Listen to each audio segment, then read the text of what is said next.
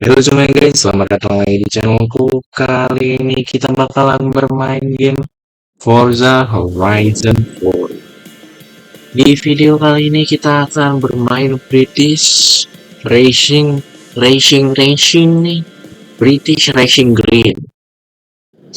Yuk langsung saja kita mulai ya.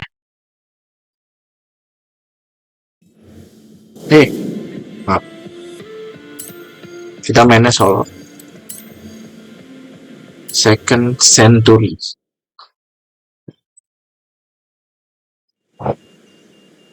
Great to see you.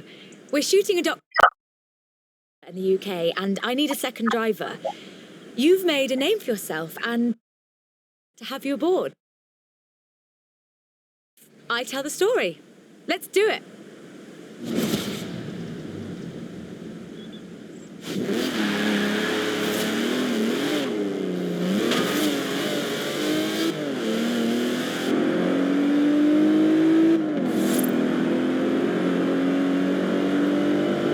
From Aston Martin to McLaren and Bentley, Great Britain is home to over a century of automotive excellence. I'm Rebecca Dawson. Welcome to British Racing Green, a documentary celebrating that history. The Aston Martin DB5 Vantage was the quintessential Grand Tourer of the 1960s, combining British engineering and Italian design.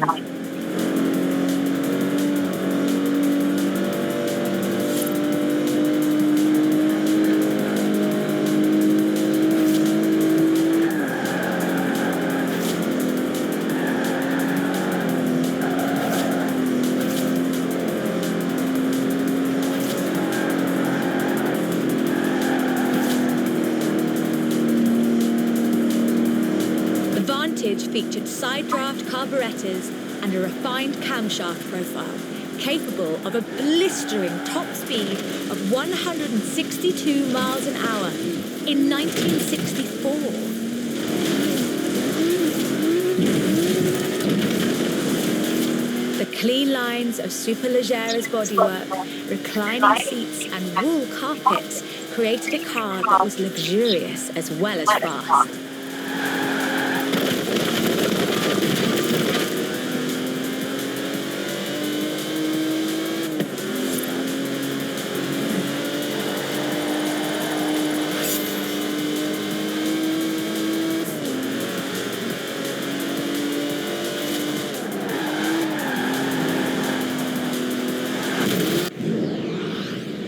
Guys, mohon maaf.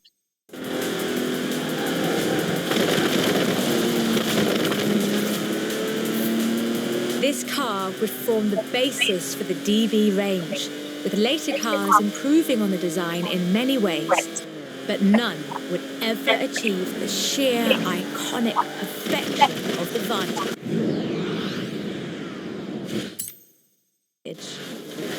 400.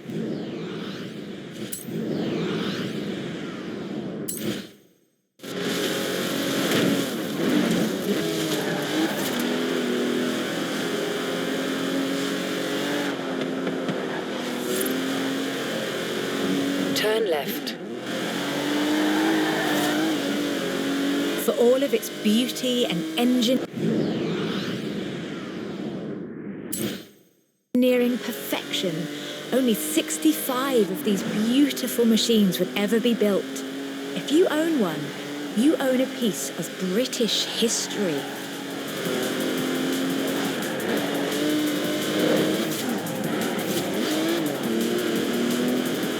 In 200 meters, you will arrive at your destination. Oke, kita sampai. Sepertinya ada tantangan baru lagi. Immortalized in half a century of cinema, the classic Aston Martin. Karena tidak mungkin challenge semudah itu. But in 2016, a new DB was unveiled, heralding the dawn of Aston Martin's second century. The DB11 is the first production turbocharged Aston Martin, but is it a worthy successor to that legacy? The short answer is yes. It's bold, responsive, and agile, with perhaps the best GT chassis in the world. And listen to it.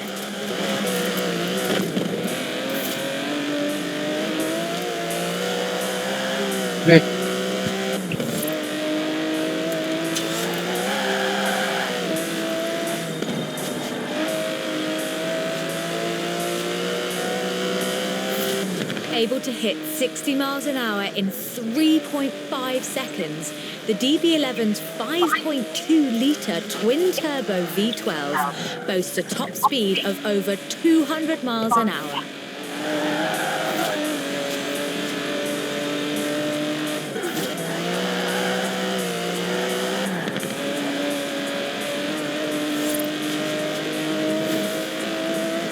The DB11 is not the fastest car in the world, but then it's not trying to be. It's sophisticated, effortless luxury. It's an Aston Martin.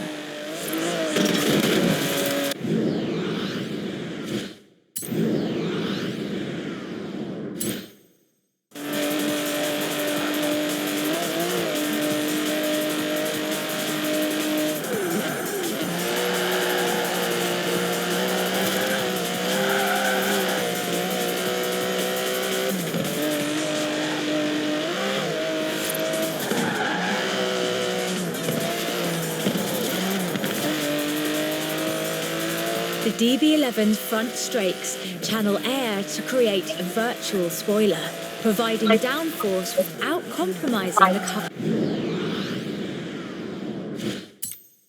car's clean lines. Brilliant.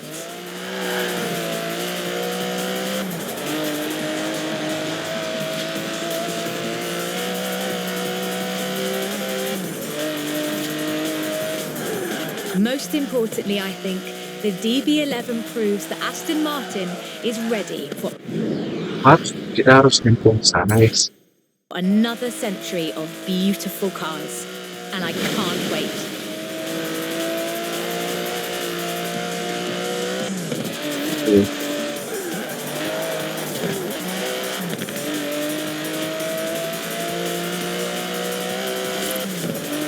Beautiful as they are, Aston Martins are only one of many cars made in the United Kingdom.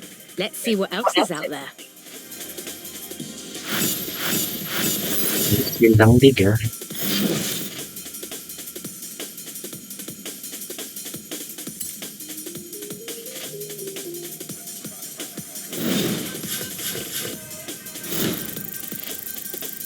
Ya guys, kebetulan kita ganti orang kali. Di stream sebelumnya kita tidak pakai orang.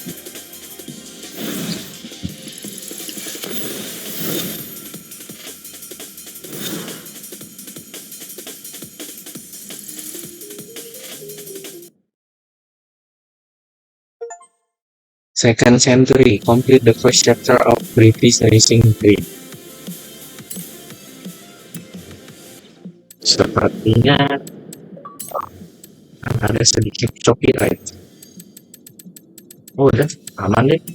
Kirain tadi mau lagu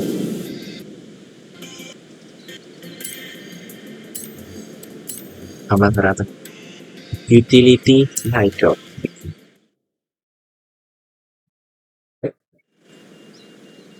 This is shaping up nicely. Time for a change of pace, though. At least at first. Is about Land Rover, and we'll be starting out with the Type 3.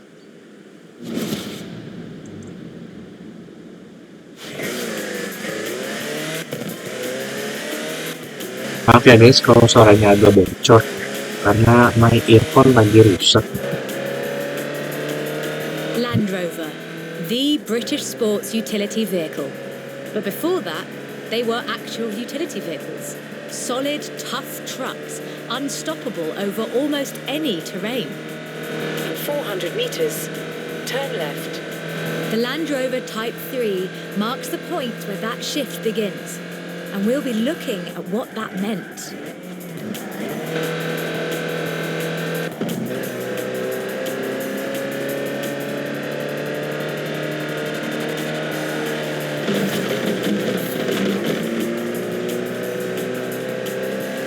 Maaf nih, ini agak pelan gitu. Soalnya ini pakai mobil-mobil jadul khas Land Rovers have taken on almost every task asli imaginable. British. They've been generators, tractors, and ambulances. They've brought peace and carried medicines to disaster zones. They've even been buses. Eh, kaget.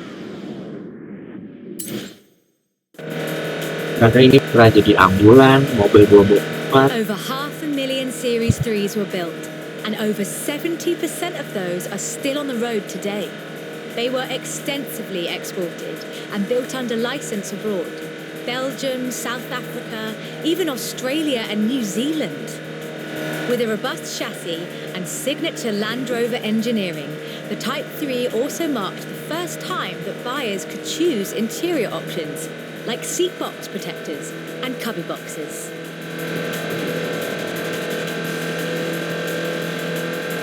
Ini D nggak sih? Oh iya deh bener. Pasti. 400 meters, turn left.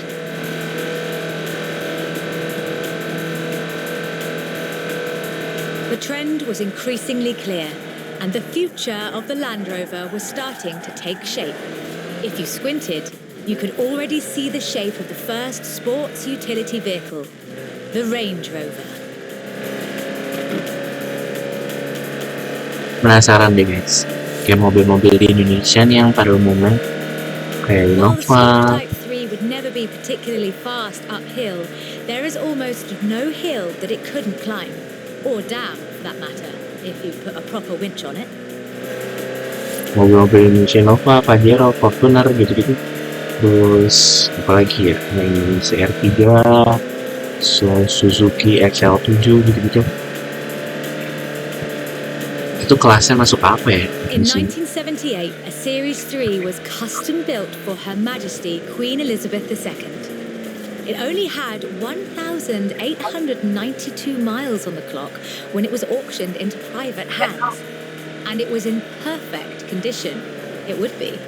After all, she trained as a mechanic in the 1940s and will likely remain the only royal able to strip and rebuild an engine.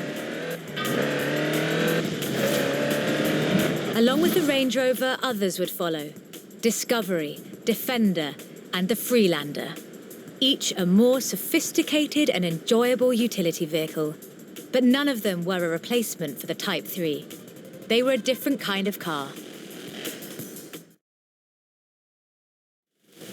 The Type 3 was arguably the first sports utility vehicle, an evolution of the design that would lead ultimately to this. The Bowler Nemesis, an off-road racing vehicle that turned into a production SUV, the Nemesis EXR. It sports a turbocharged 5-litre Land Rover Jaguar engine, crammed into a carbon fibre chassis with integral roll cage. It even has the grille, headlights and rear lights from a Range Rover.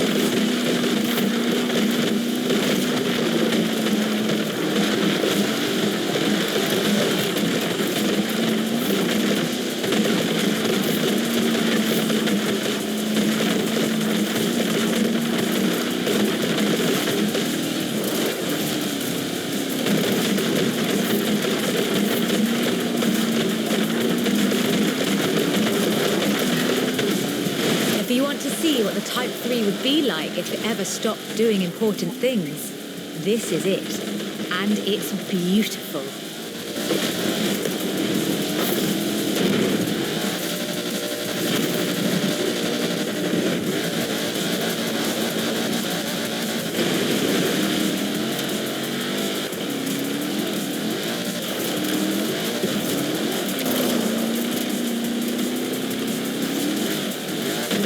Ya kurang guys. Kita coba restart ya.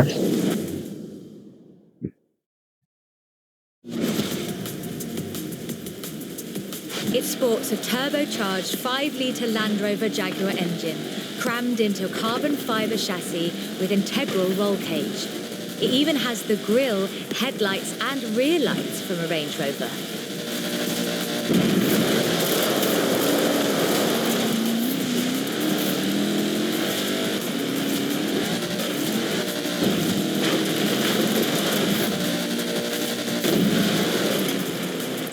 Tuh semangat guys, salah guys.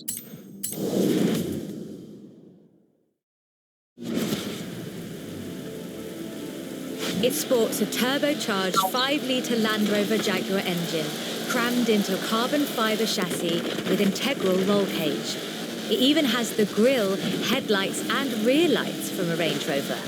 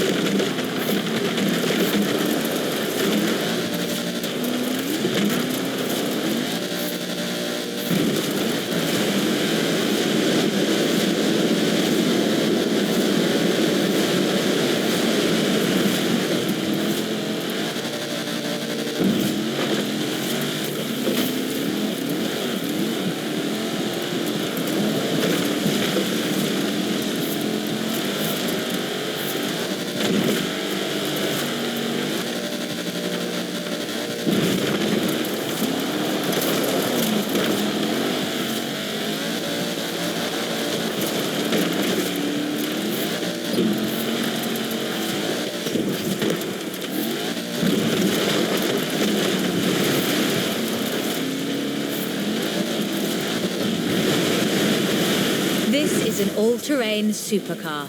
That's the only fair description for this. But that's what you get when you build an SUV with Land Rover DNA. Ya biasa guys. Land Rover.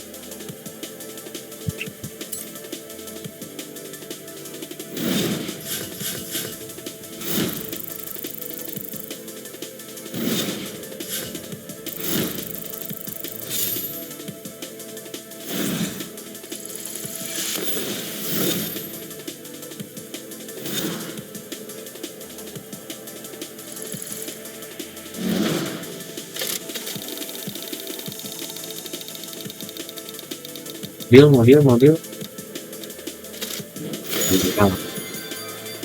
Ini juga bagus seperti ini. Kalau diupdate, it's model.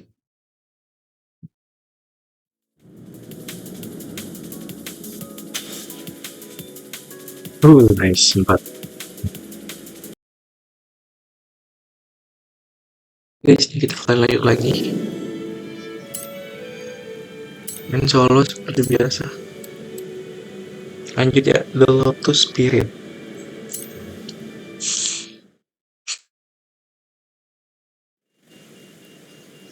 Hope you're enjoying yourself. I know I am.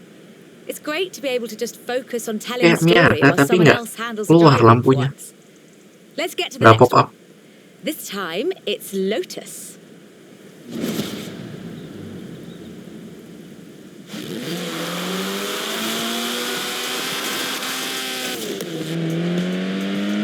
Interiornya cukup oke. Lotus Engineering Limited began as many stories in British engineering do. In an old barn. The first Lotus cars were offered as kits. You built them yourself. From 1960...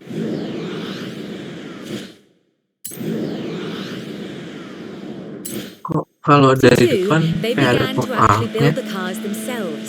Duh, The Elan Sprint showed exactly what they agak intended to anomali do. sepertinya ini mobilnya. In 100 meters, turn left.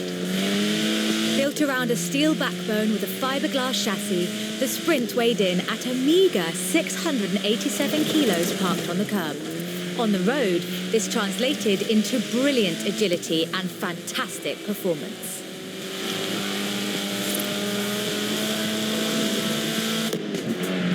Designer Colin Chapman famously said, "Adding power makes you faster on the straights. Subtracting weight makes you faster everywhere." He knew what he was talking about. Turn right. In 100 meters, turn left. Widely hailed as one of the greatest sports cars of the 1960s, the Elan would be closely studied and emulated, inspiring such masterpieces as the Mazda MX-5. The Elan has all the energy, style and enthusiasm you would expect. Bold, quick and fun. So much so that they put it in the name. Nah ya guys, kalau suaranya agak bocor.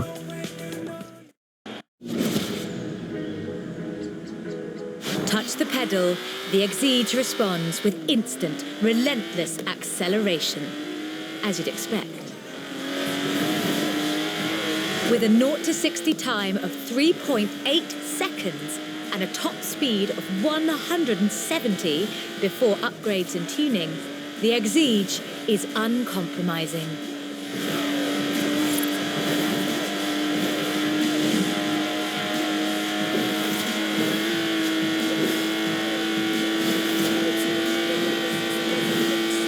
And there's no power steering, so you can really feel the road. A genuinely thrilling drive, and one that isn't afraid to demand you take it seriously. In 200 meters, turn left. Turn left.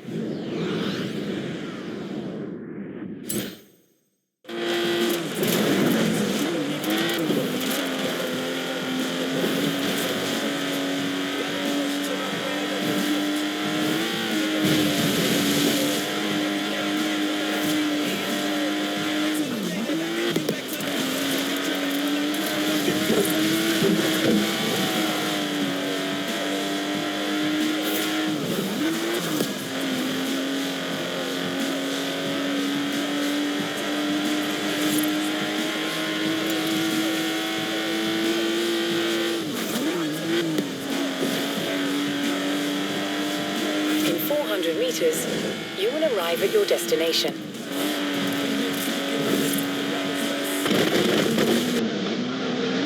And with rumoured launches of Okay, two guys. new cars in 2020, Lotus looks set to push the benchmark of the experienced sports car well into the next century.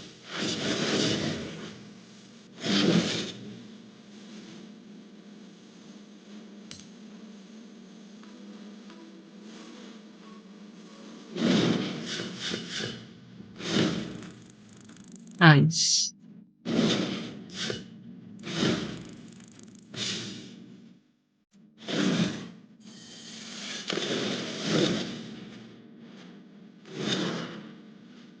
Giving.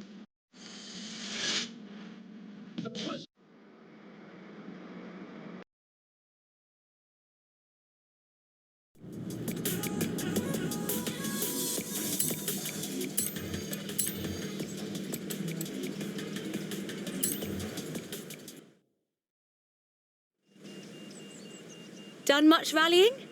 That's a joke. We've all seen what you've been up to. We're doing the next bit on location. You'll see why when you get there.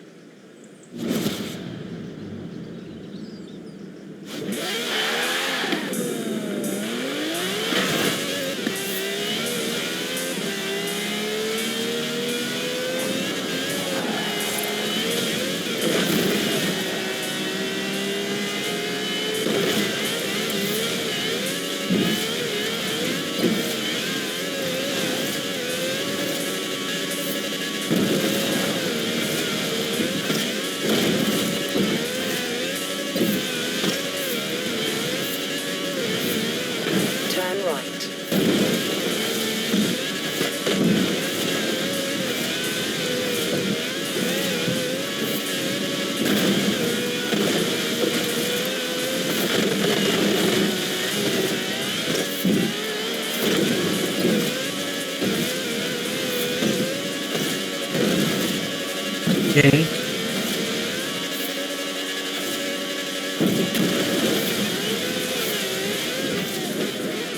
In 400 meters, you will arrive at your destination.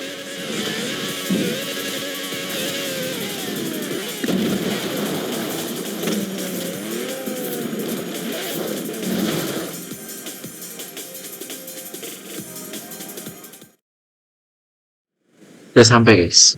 Ford, that most American of cars. But the Ford Escort, oh, that's British. And more than that, the Escort would become for many synonymous with Group B. In the 70s, Ford had embraced that destiny so firmly that they'd begun their own championships to find new drivers. Drivers for cars like the RS 1800. This was a car designed explicitly for rallying, with a powerful fuel-injected 1790cc Cosworth BDE engine.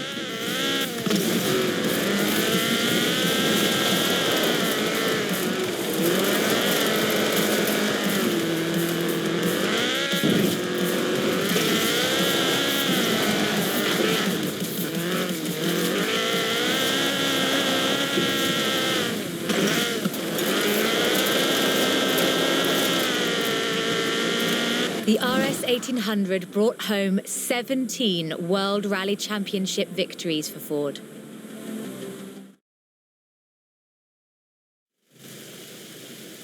So, of course, Ford set out to design a better one.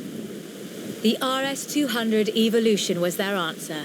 A purpose-built rally car designed to do one thing: win Group B. With a 1.8 turbocharged Ford Cosworth BDT engine and all-wheel drive, the RS200 had perhaps the best suspension platform of any car of its era.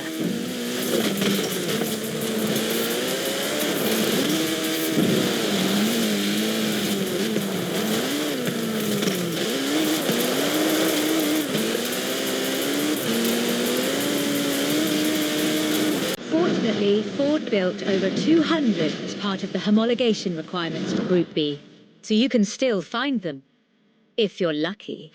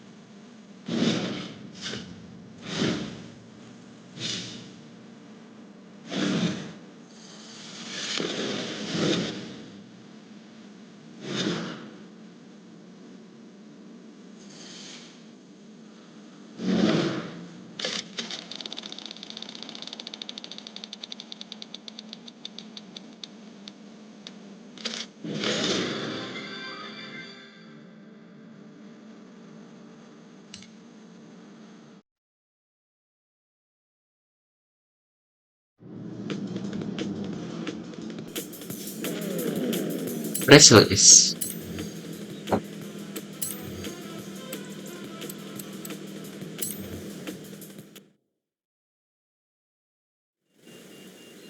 Whoa. I really like this car. Not that I'd want to drive it for too long. Squeeze yourself in there and let's see just how fast you can make it go. Slowest Which car won't be too fast. in Forza Let's see, I could Horizon be 4. surprised. The Peel P50 has the dubious honour of being the smallest production car in the world. A one-door microcar coupe, featuring a 42cc air-cooled engine capable of a heinous 38 miles an hour. And a handle so you can pick it up and carry it with you when you get to work. And keep in mind that this is the production version. The prototype had the single wheel at the front. Why would you think that was a good idea?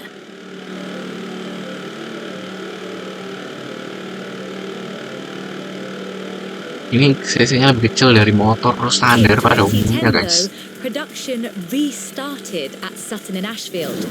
So, If you'd like to own the modern incarnation of this, I suppose you can.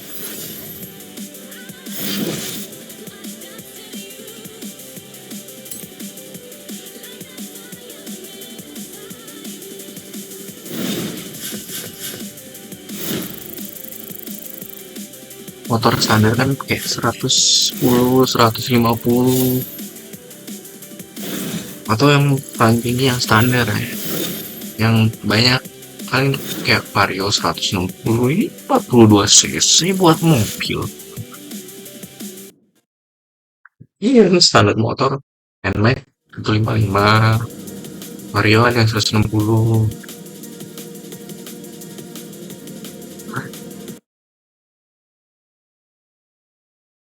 Baik, mungkin kita akan sudah dulu video sampai di sini guys. Thanks for watching. Jangan lupa like, share, comment, subscribe. Lanjut 5 lagi di next video ya. Bye.